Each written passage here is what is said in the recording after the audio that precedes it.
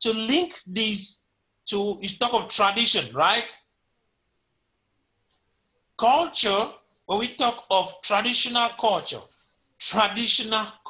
listen to that. When they talk of tradition, it's talking about, it also has to do with heritage, because it is what is passed from generation to generation. That's why it's called tradition. It is that which is practiced from generation to generation. It is a tradition because it is practiced from one generation and passed to the next generation, and it is practiced generationally. That is what makes it tradition. And these traditional cultural values and cultural identity of the African people, if well harnessed, for example, we look at right now, because of the Christian investment in Greece, today, the Grecians use that as a tradition, and they turn it into a business through tourism. They have been able to make money from that. Africa has artifices, Africa has crafts that carries the culture of Africa, which could become a money-making machine or a money-making machinery for African people that would transform the entire African culture. I will show you something which the Caucasians did, precisely the French people. When they discovered the importance of the African people in the 17th century, or the 18th century, beg your pardon, they saw how our intellect and understanding of who we are excelled and went beyond understanding. They saw how rich that particular craft and cultural values were found in us. What they did is they came to Africa in the name of wanting to do archaeological studies. You ask the question, couldn't they do archaeological studies in their particular nation? Were they not having reasons to do archaeological studies in Europe? Why would they come to Africa? They had identified the benefits and the importance, the riches that were found in the African land based on the cultural, the traditional culture that were actually transmitted from one generation to the other.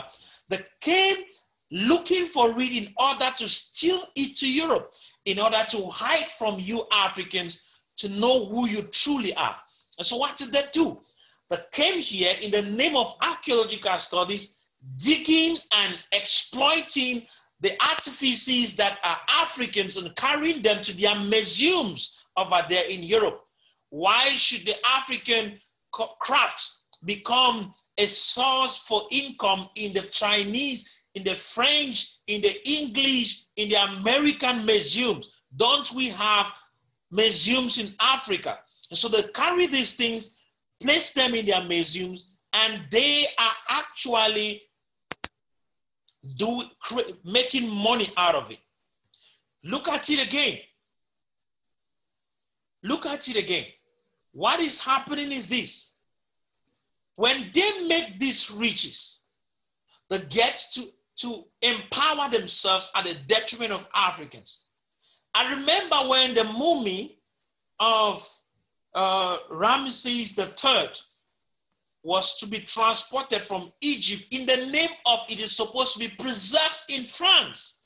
Can't it be preserved in Egypt? Where it was it not preserved? It had been preserved for over 4,000 years. Do they think that it is their museum that can actually preserve it? No. And because of the lack of understanding of our African people, they actually made a passport for Ramesses III to be transported to France and placed in their museum. Don't you think that that is as a result of lack of understanding? And that is not all. Get to look at it. In every African nation, these guys come and they take away the statutes, the crafts that were actually made by our ancestors in our various communities and carried to Europe. So when these things are carried to Europe, they bury them in Europe and they remain in Europe to make money for the Europeans. I believe that if these things are in Africa and we open these museums to the public to actually come in, there is a cash flow that will be entering into Africa that will come through tourism. And that will bring the economic empowerment that we actually need in one way or the other. Now that these artifices, crafts, and various cultural, use the word artifices, have been exported out of Africa and placed in European museums, they go to pay in their countries to see what belongs to Africa. And that to me means that Africans need to step up and write to the Europeans. They need to compensate us for the number of years that all those artifices have been found in their nations.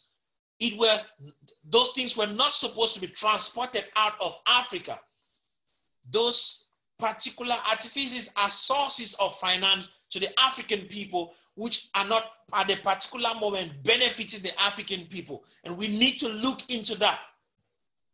So you asked me to tell you how the culture of the African people is connected to economy.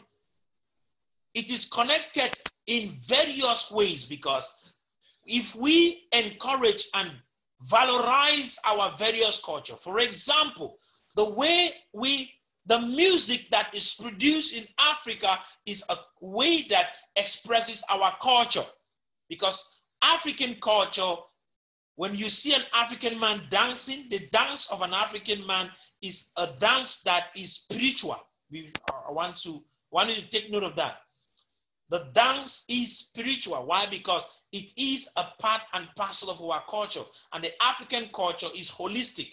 It is a culture that is spiritually inclined. And that is why the values of the African people are so strong, because they are spiritually inclined.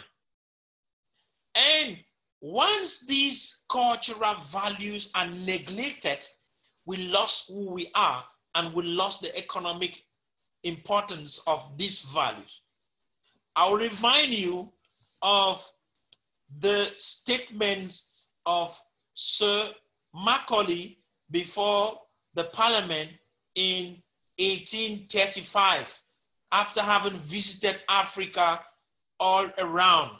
The statements he made before his parliament were this: I have gone all around that nation and I have seen no beggar. I've seen no beggar. Take note of that statement. The value system, the cultural system did not encourage poverty. And that is why I keep on telling the African people, poverty is not an African terminology. It is a borrowed and created terminology that is coming from Europe, not from Africa. Africa does not know poverty. So they said, listen to him, I have seen no beggar. And he says these people have a strong value system. Take note of that. A strong value system that he says, if it is to defeat them, he does not see any way they can be defeated. Then he goes further to explain the only way he gives his proposal on how this African nation could be distorted and conquered. He says, if we have to do it, my proposal, that is Macaulay saying, his proposal, if they have to do it, then the traditional African education, or say the ancient African education, ancient traditional education, needs to be destroyed. That's the first thing. The African culture, as I said, is holistic. It is backed by spirituality. That is why the next thing he says this educational system is backed by a spirituality. This spirituality is what makes the value of this culture very strong. And he says, let this culture be destroyed by taking away the ancient educational system. When that ancient educational system is taken, first, that is the first. The second aspect, the value system disappears, because he says what backs it is the spirituality of the African people. So when the spirituality is separated from the culture is dead.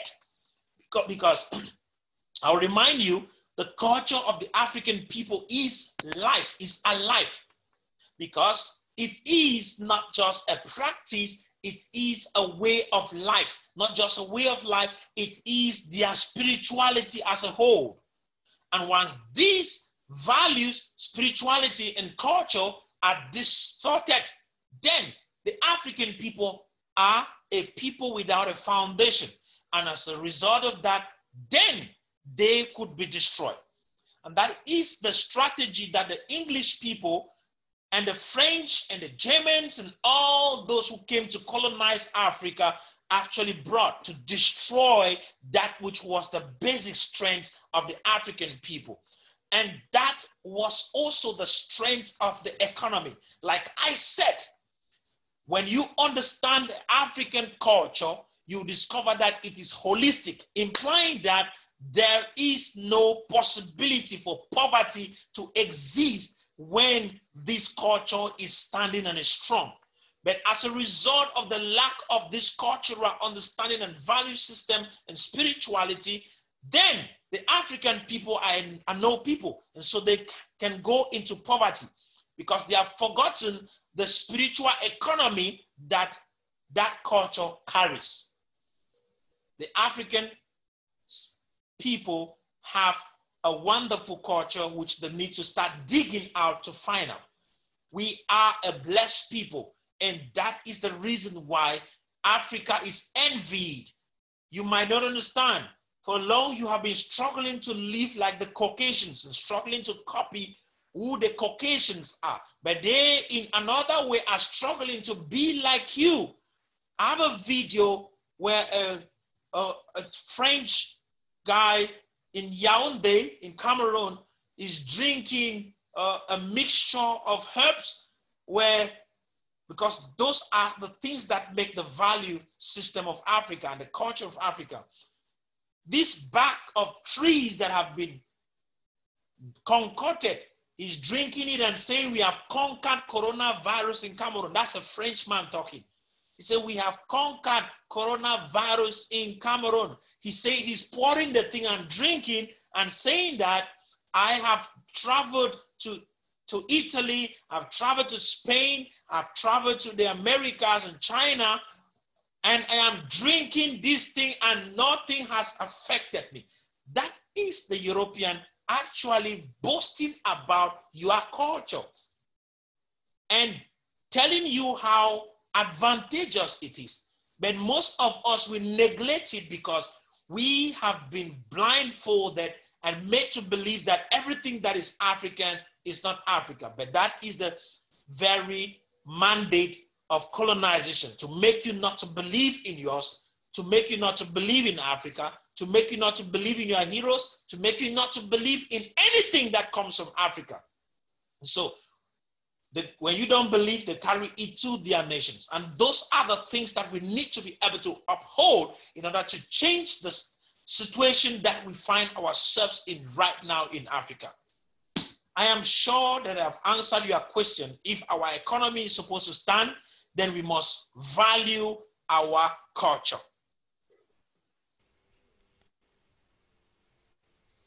Yeah, thank you very much, Prof. What are those aspects? If you said if our economy is supposed to stand, then we must value our culture. What are those aspects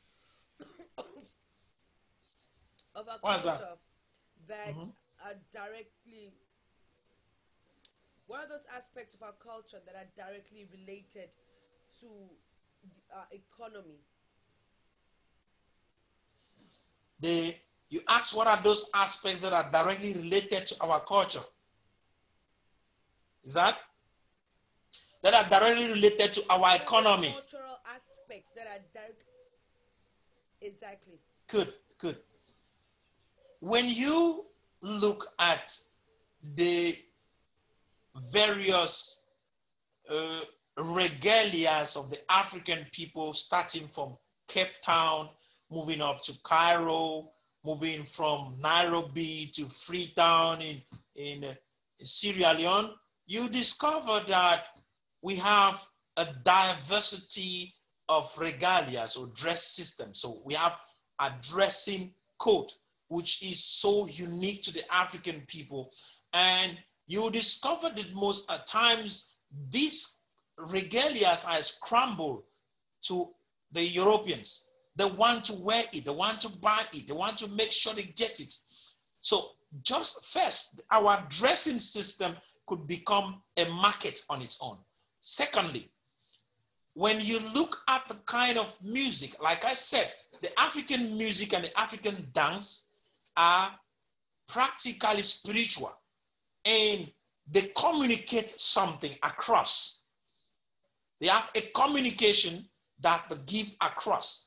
And until you understand it, you would think that it attracts people for nothing. No, it has a particular attraction because it is spiritual in nature. And I will tell you this, the world we live in is ruled from the spiritual dimension. So the spiritual dimension controls the physical dimension. And once we are able to understand the spirituality of our culture, it will permit us to dominate in the physical realms.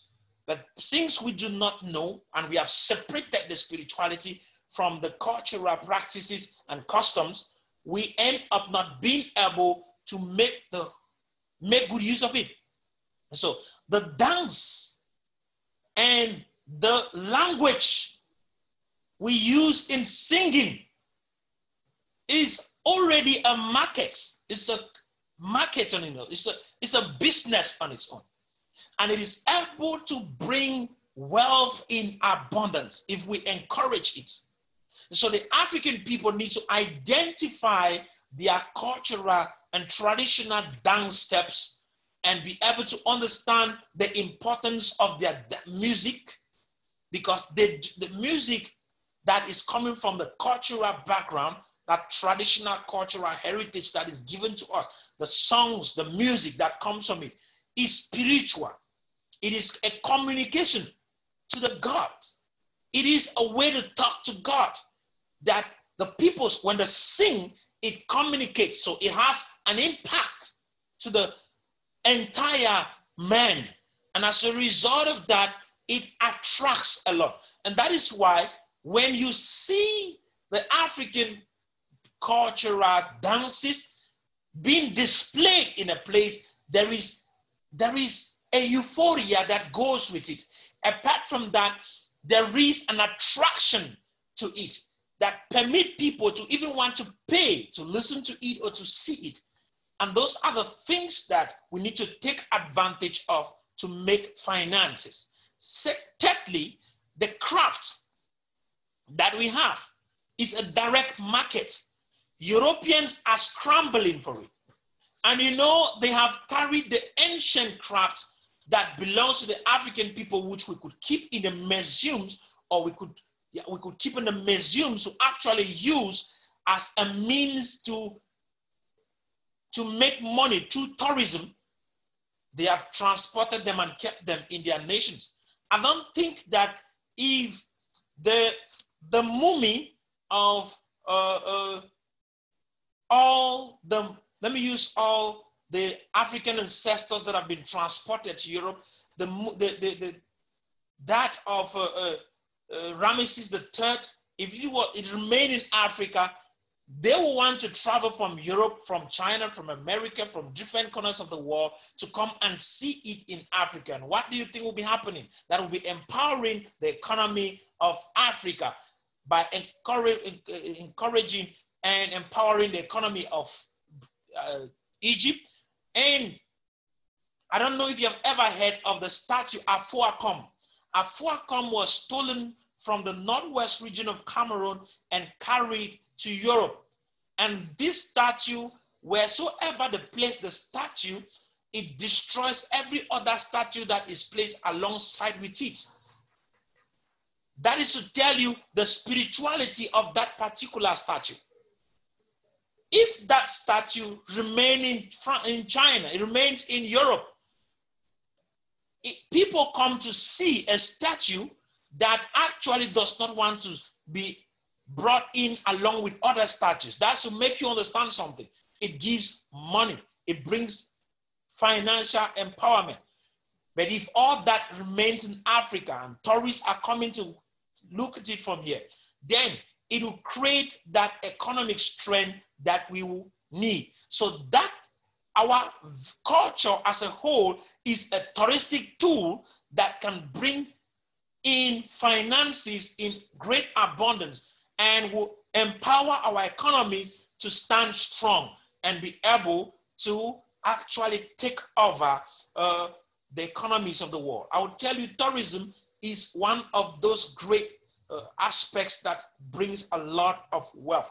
And apart from that, the African people are so unique. Our languages are so unique. Those are important things that needs to be looked upon in our culture. It will empower us economically. So I'm sure that I have answered your question.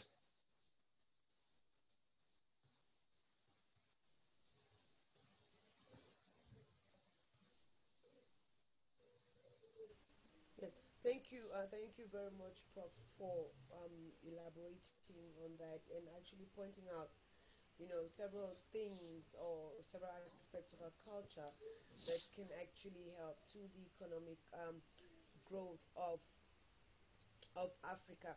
And I'm just gonna go back to you, Dr. Charles. Let us talk about the topic for today. How then can our cultural heritage boost the African economy?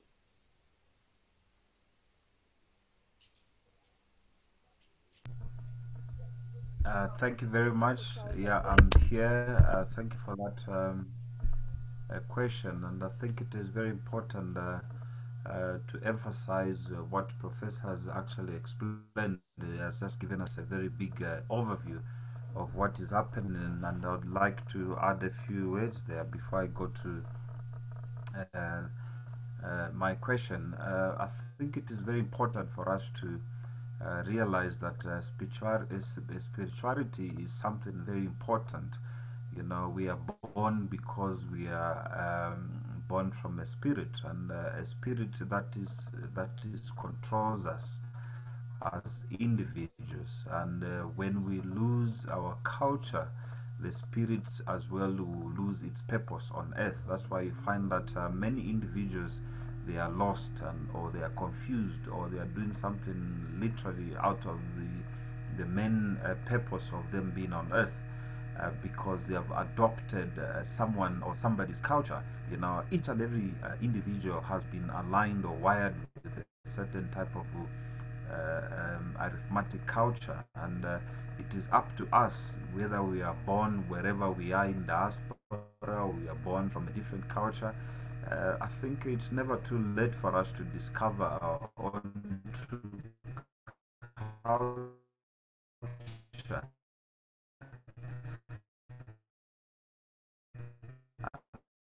I think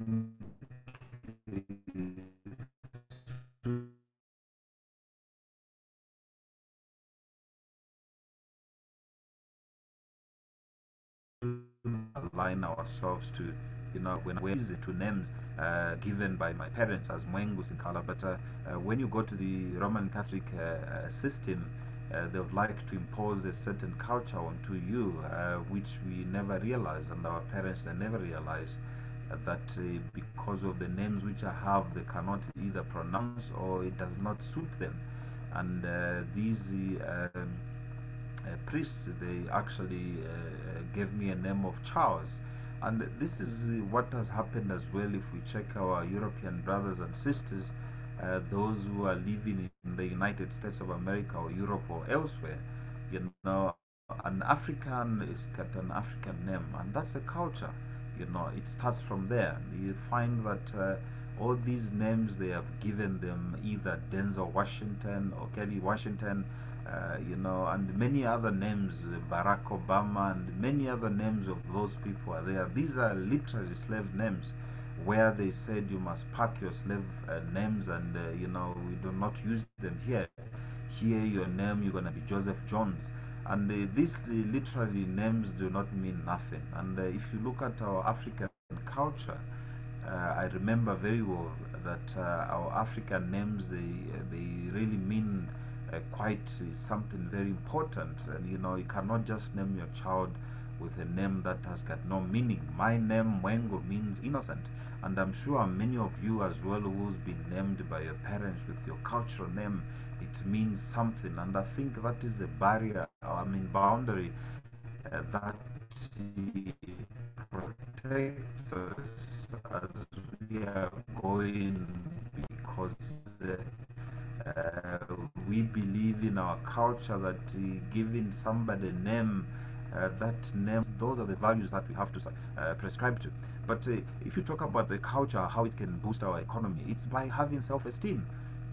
How do we believe in ourselves? How do we believe in what we are doing? That we've been given the responsibility as human beings, especially Africans I'm speaking to, that how can we identify our true self? How do we believe in our actions? How do we believe in what we are doing? How do we believe in United Africa? It is through our believing in ourselves, believing in our culture, and believing in that our Western culture, which has been inherited to us, it does not work. It is how our African culture or our African economies rather will be boosted, because there will be that confidence. Even if we are walking around, it's not that we are being dressed into these suits we are dressing, or we are being dressed in dresses, high heels, or dressed looking like Mother Teresa. We are very proud and happy into our African culture. Professor Anthony talked about, if you go to the West African region where I've visited time and again, I've seen how people, they are very happy, and very proud of dressing in their African attire. The dress code there is very, very good. But if you come to the southern part of Africa and going towards the eastern and central part of Africa, if you are not dressed in a suit, they see you as somebody who is not serious about doing business. You need to put on a tie and shoes,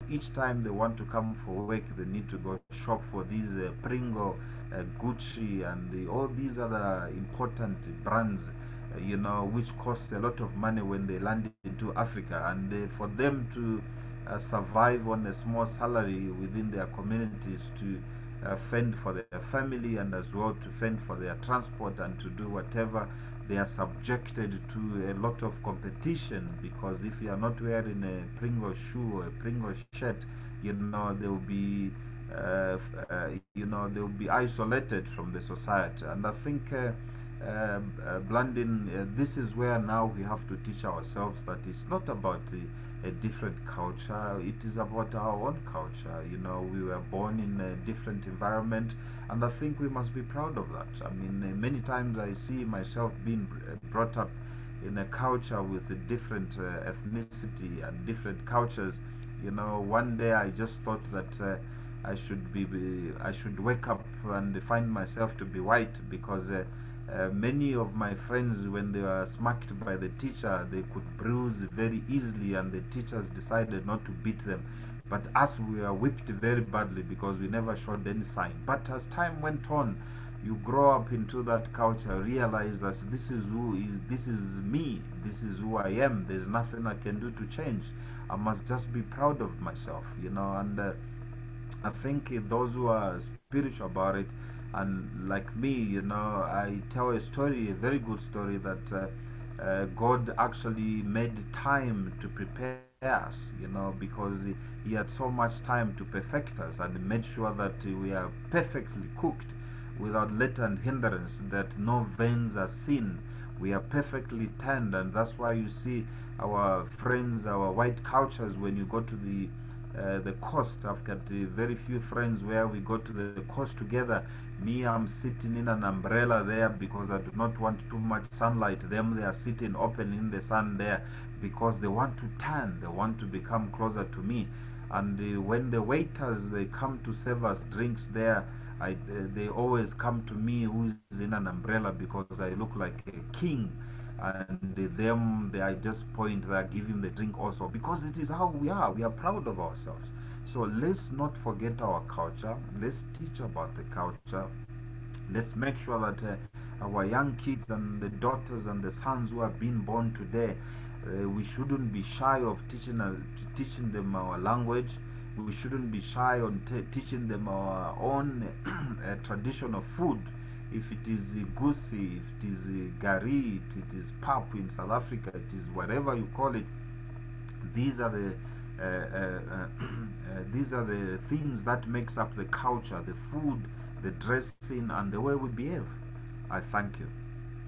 Thank you very much, Doctor, for that. That's really deep. Like you really touched I a lot see of I things. made you laugh there. I'm really sorry to You make you laugh. did. No, Um, no, it's No, I you. want I I even said wanted to you're put sorry. across the point. it was really you made me laugh, and it's really really important that the very the views or the points that a lot of people would not see, but they're very very important, and that's what made me laugh because in as much as they came out as funny, but they're really important at that moment. And yeah, thank you so much, Prof, Doctor, And for that. thank you very much. What I liked is you laughed the African way. You didn't laugh like a culture from different, trying to twitch yourself. That is a proper laugh. I think the beginning of what we are saying has started changing people, to the culture of who we are. We must be proud about it. Thank you very much. Thank you so much, sir. Thank you very, very much. And I'm gonna come to you, Prof, and ask you. But before I'm thinking, before I come to you, Prof, so that we can talk about the topic for the day, and as well as what it stands or in relation to the United Africa for economic empowerment. Let me just ask if there's anyone with a contribution, 3 minutes, and then we'll get back to Prof with the question of the day, and have him link it up with our with the vision and the mission for United Africa for economic empowerment. So, is there anyone? Kennedy, are you there for contribution? Dr. Fenson, are you there? Theophilus, are you there? Okay, Kennedy, yes. Blandine, I would, my comment as it relates to the United Africa for Economic Empowerment is that our organization is established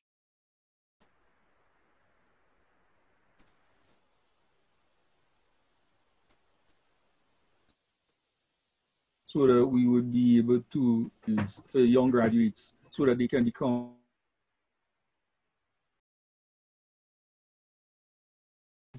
to grow their businesses, to provide employment. It also embraces everything that is related to development so that um, the United Africa for Economic Empowerment is about providing opportunities to educate oneself properly with true education, education that is beneficial, that will contribute towards growth and development. So that our website, pathremove.org, we encourage all our members to join, and we do have a membership drive that is currently on. We want to grow our membership so that we'll be able to recruit and have the right caliber people, people with the right level of commitment and dedication and also competence so that they can contribute over time to the growth of the organization. So our topic today that speaks about diversity and speaks about heritage and culture. Culture being a way of life, we would celebrate our diversity and we would relish our culture, and we ought to be proud of the culture that we have inherited in terms of true, genuine African culture. So that is my short contribution, Blandine. Thank you very much, Kennedy, for that. I'm gonna also give the floor to anyone else. 3 minutes, then I'll get to Prof. My contribute.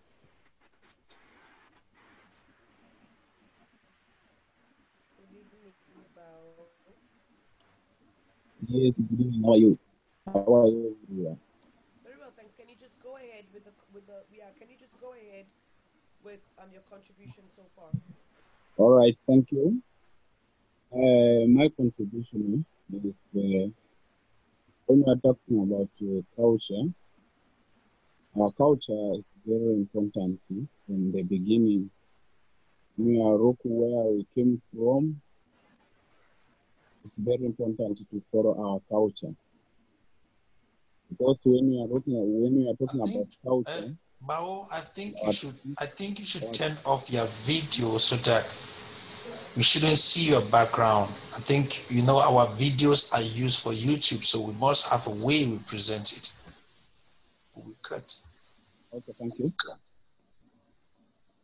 So what I mean is as we're talking about our culture, then we follow what our forefathers did. If we follow their footstep, we will find that the way of living they were living in those days, this time around is different. I can give you the example which we in, into our tradition. They use a child the moment he is born. The family of on both sides, the father and the mother, what they do, give him, for example, a cow to keep on the side of the mother and the side of the father. The moment that child is growing up, you find that they have got maybe 100 cows. So it was our tradition. But at this moment around, it's fed up, it's ending. We find that we find it difficult this time around. So on that, our people or our forefather, what they produce to us, so that as I'm growing up, I find something to work on it. Thank you. It was just my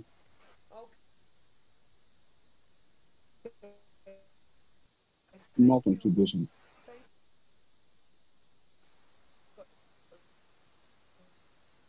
contribution. Culture Right. works still. But one thing is, when you walk around Africa, you realize that there's always a similarity to these cultures and traditions and beliefs that shows that or that depicts that a lot of things have changed or a lot of things have been changed as time has gone by, and you see also that it's not the Africans that changed these things, but people that felt that they had that authority or the upper hand of doing things for the Africans. So thank you very much, Bao, for that contribution. I'm going to come directly to you, Prof. Prof, are you there? I am there.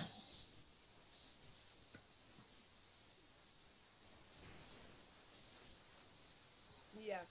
So, Prof, tell us about the African culture heritage and how it can boost the African economy, and in relation to United Africa for Economic Empowerment, or PAF remove, and how or this how we intend to take advantage of the African culture or the African cultural heritage to boost Africa's economy.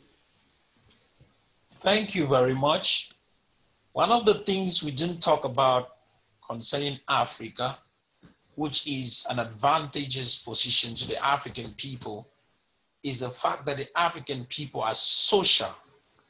The African people believe in living in communities. They believe in living in clusters. They believe in living in together. They have a culture. We call it, and the philosophy that backs this culture is called the Ubuntu philosophy. The Ubuntu philosophy is what we maintain when we say unity is strength. Divided so united we are strong, and divided we fall. We are weak. That is one aspect of that philosophy of Ubuntu. It says center, it means that once we are united, we are stronger. That also is where poverty never existed in Africa. When we live for one another, we are able to sustain one another. The strength of all of us become the strength of one of us, implying that we do not divide ourselves. That is the very value or philosophy that held the African societies together. That's what made Africa what it was in the days of our ancestors, but has grown weak because of the division and because of the greed and culture, greedy philosophies that have been inculcated in our spirit by our colonizers. When they came with their colonial mindset and invested these wrong philosophies in us, they had to start dividing us from one another. So today we use the word Ubuntu, but we do not actually know what it means. Ubuntu to some of us today is just a word, but it is a philosophy that backs the African people. And you know, this philosophy is the spirituality that holds the African people. And that is why you realize that the customs and rights of the African people are based on this Ubuntu. Why? Because they believe in ancestral lineages, meaning that they believe that when the good elder dies, he becomes a wise counselor, a wise ancestor to actually get to, if you want to get wisdom, you need to connect to these ancestors for wisdom. And you see today, I used to fight against these because I saw it as bad based on what I was taught. But growing in the Roman Catholic Church, I saw a lot of things that makes me at times. In Cameroon, we have the Bambilikes. The Bambilikes are a group of Bantu people who believe in the skull practice, where when the elders die, they cut out their skulls and preserve them in the house. And having grown in the Roman Catholic Church, I saw that this practice was actually maintained in the Roman Catholic Church, where the skulls of some saints are actually cut and kept. They call them saints because to them, these guys were blameless in executing the preaching of the gospel. And they keep their skulls, and that we can venerate them to become ancestors of the Catholic Church, of the Roman Catholic Church, or let's call it the Catholic Church. But they tend to tell the African people who believe in this same practice that they are doing wrong. And you see, as a result of this invasion of the European culture through the disguised Christianity, what happened is they were able to distort the value of the African cultural background.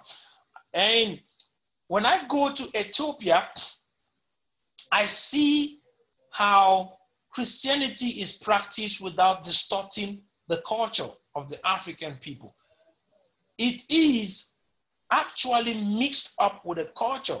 That makes me believe that the Christianity that we have in Ethiopia, which is not European invasion, is different from the culture that is the Christianity practiced in West Africa. That already creates a division. And so I have seen that the so-called Christianity that came from Europe destroyed Africa, then built it up. But that which I see in Ethiopia is what makes Africa strong. And because it encourages the cultural holds, it doesn't discourages us from believing in our culture. It is used in practicing the Christianity. So to leave that particular dimension of discussion, I want to focus on how United Africa for Economic Empowerment can actually, and is working to see how Africans can take advantage of their culture to empower their economy. One of those ways that the African people can actually take advantage of their very culture and empower their economy is through, well, we have this set of projects that we have built up and we have set up.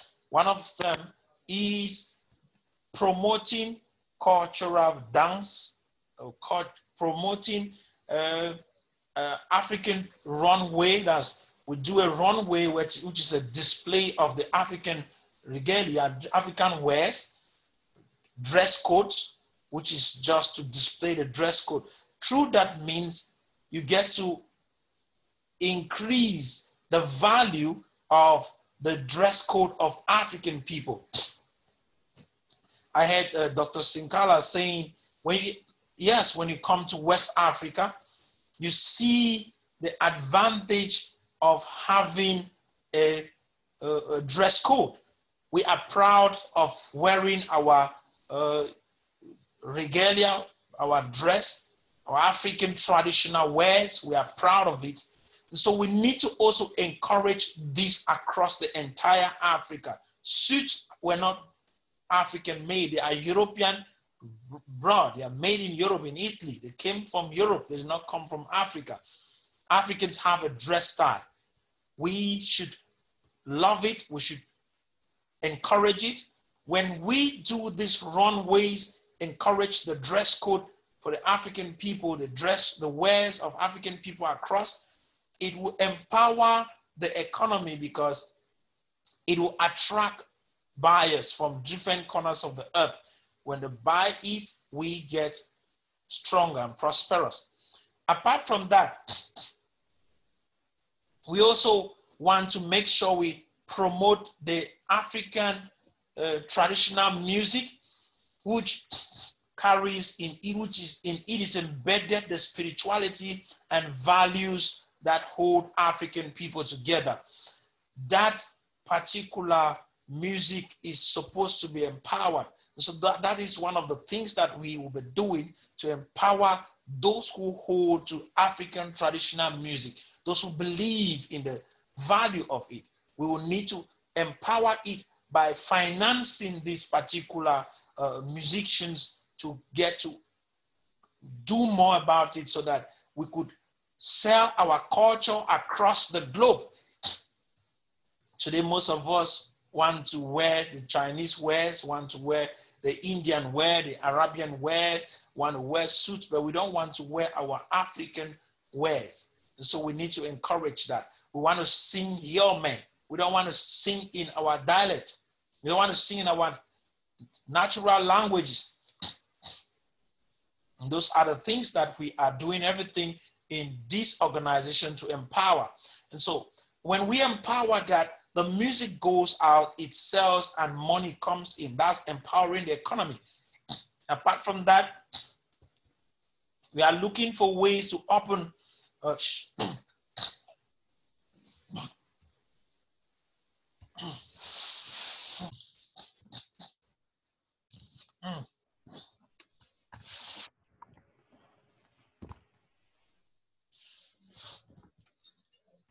Just give me a few minutes, please.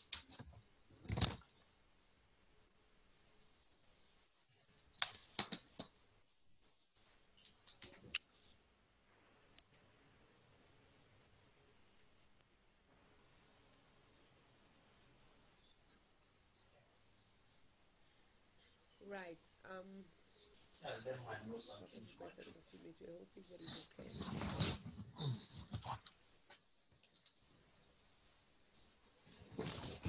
Okay, sorry for that. Sorry for that. I had a problem with my throat, so I'm sorry. So as I was saying,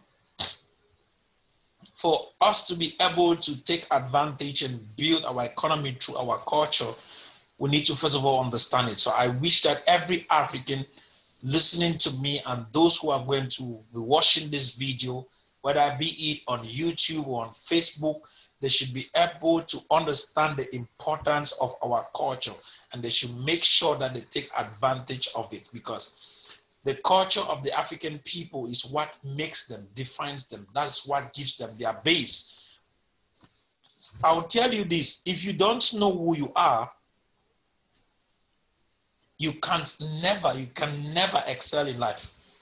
So your identity is hope for your success.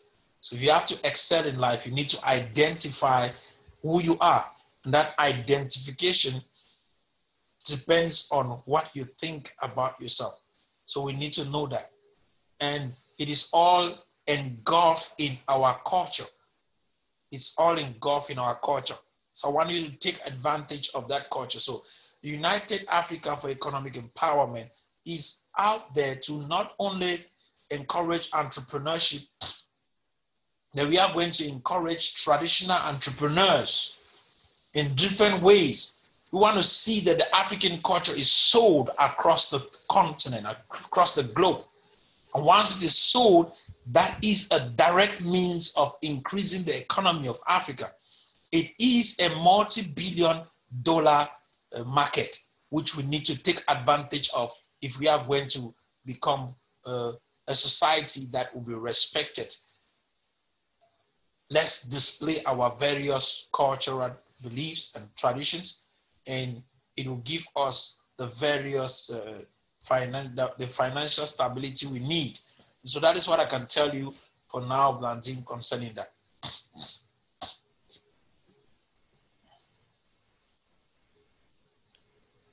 Right. Thank you very much, Prof. And okay, I have Kwame Gonza, who has a contribution. That will be the last contribution that you will take before we will be saying our goodbyes. Kwame. Thank you, Blandine. Sorry, guys, I've tried to be on and off because of my network. It has not been very stable. I've been going in and out. But what I can say about our culture in relation to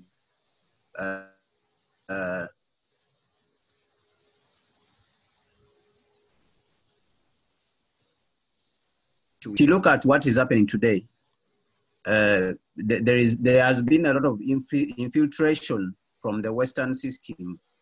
The culture has been infiltrated, the African culture, even though we have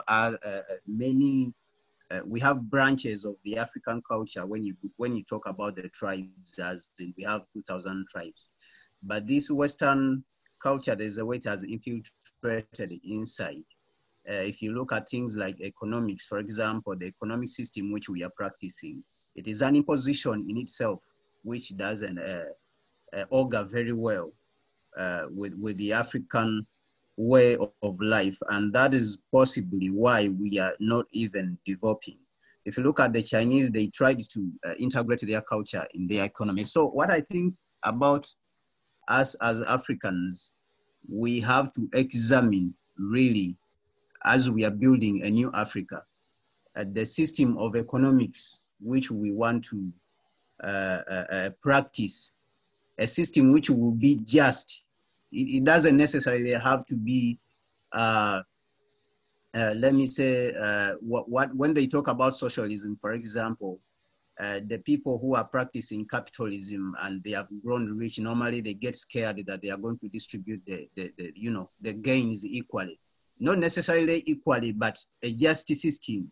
We can have people who are rich, but then we are conscious of the fact that we cannot allow our society to have street people, homeless people. So I think these are things which have been there in our culture long time before, long ago before the Europeans came here. For example, if a child lost the parents, the other family members, they could come and pull in the child. They will not allow the child to go homeless on the street and go about to eat. Other family members, they would take in the child. So when we talk about the African personality, rebuilding the African and the African personality, which Nkrumah said, I think these are the things which we need to put in consciousness. We need to put in our consciousness. We need to put them in mind that when we are rebuilding the new Africa and we are rebuilding the new economy, we have to look at all these things and say we want to build a just economy whereby we provide opportunities for everyone. And when we have very rich people, we don't say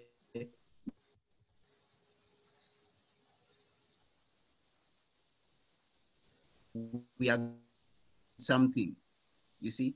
But we say, today the white man comes with these things, with these words, and then he starts defining things around and he says, giving back foundations. People build the foundations over 10,000 millions.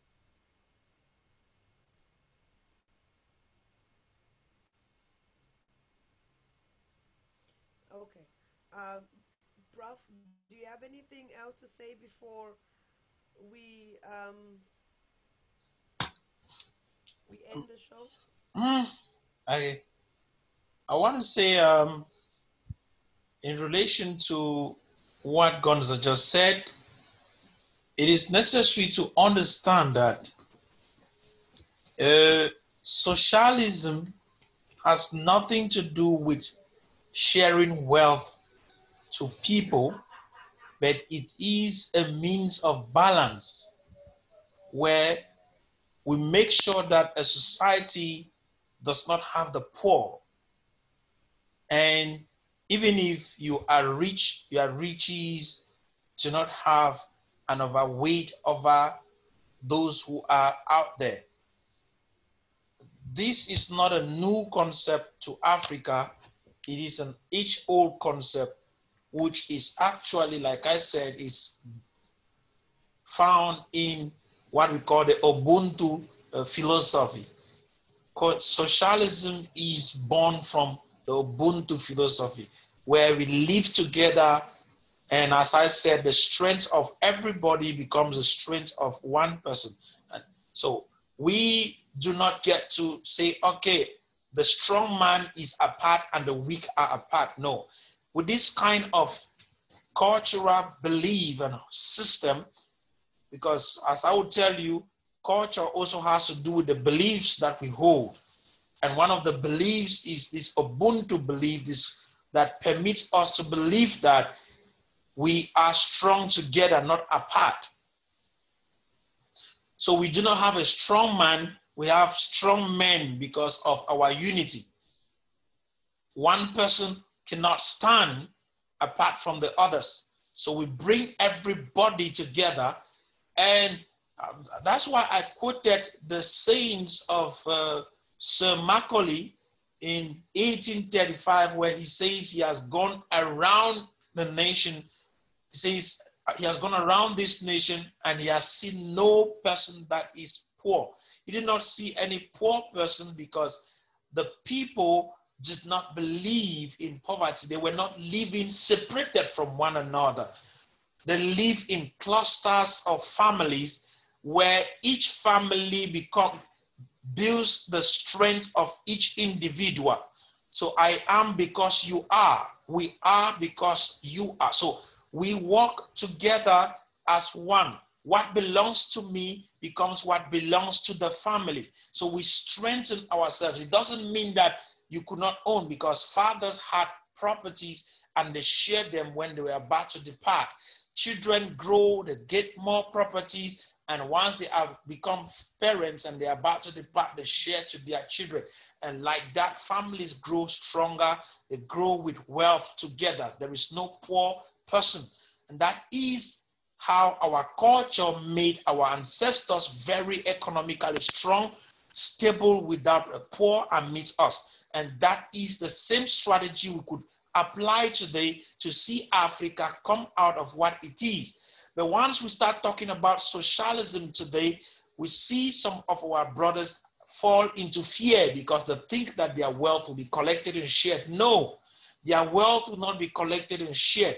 But the only way they can sustain the society so that there should be no poor and there no super rich is that what they have, they should invest to the society to empower each and everyone. That is the way it goes. And so we are actually here advocating for these cultural beliefs to come back into practice amidst all African people. We need to hold back to this belief system, this philosophy that makes us who we are and makes us unique. That is where we are. So the United Africa for Economic Freedom has this in its project to make sure it educates the Africans on Africanism. Once you understand Africanism, you have understood the culture of the African people, and you can make good use of it. So as an individual, I'm telling each and everyone right now, share when you go, make sure you visit our YouTube to make sure this video goes far. Share this video through our YouTube. Share every other video that you find in our YouTube. Subscribe and make sure others get to subscribe. We want everyone that is part and parcel of us subscribe to our YouTube. Subscribe. Make sure you follow us on Twitter. Make sure you follow us on Instagram and Facebook. Once that begins to happen, we'll gain our strength. We'll become that great family that we want to see, and we'll make a difference. So thank you for listening to me this evening, and thank you for the opportunity to be able to talk to Africa. Thank you very much, Prof, for honoring our invitation this evening. Thank you, Kennedy. Thank you, Bao. Thank you, Theophilus. Thank you, Kwame. And a good night to everyone. See you all on Thursday. Bye, everybody. Good evening. Great show. Excellent contribution on the part of everybody. I enjoyed it. Bye, Prof. Take care. Bye, Blandine. Blandine, I love your hat. Hey, Bahu. yeah, Prof. Kwame, nice comment to everybody. Great show, as always. All right, I'm going to end it now, folks. Take care, everybody. Bye-bye.